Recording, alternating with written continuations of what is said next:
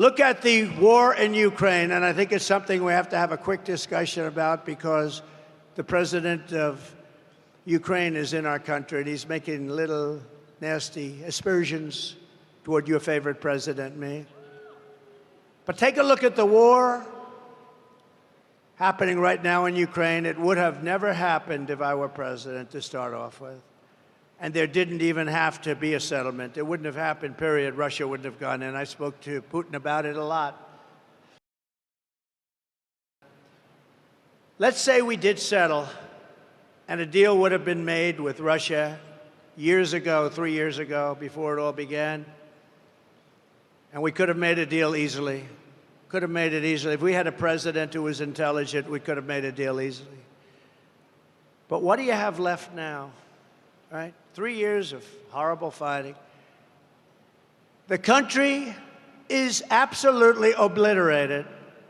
Millions and millions of people, including all of these great soldiers, they're dead.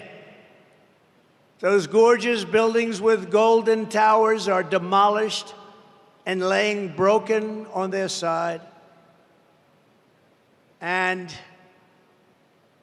you'll never see that kind of a town or city again.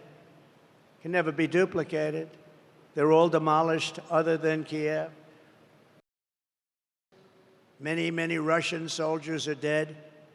A deal could have been made. There wouldn't have been one person that died, and there wouldn't have been one golden tower laying shattered on its side. A deal could have been made if we had a competent president instead of a president that egged it all on. And Biden and Kamala allowed this to happen by feeding Zelensky money and munitions like no country has ever seen before. Every time he came to our country, he'd walk away with $60 billion. He's probably the greatest salesman on earth.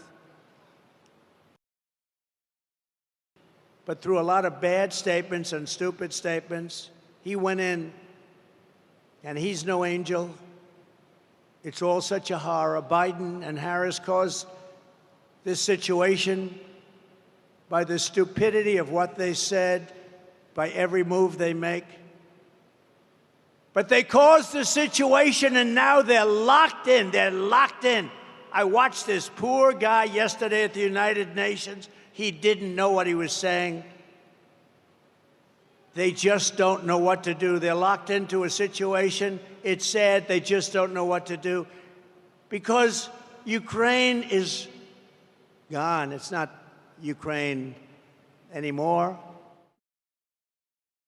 Any deal, even the worst deal, would have been better than what we have right now. If they made a bad deal, it would have been much better. They would have given up a little bit, and everybody would be living, and every building would be built, and every tower would be aging for another 2,000 years.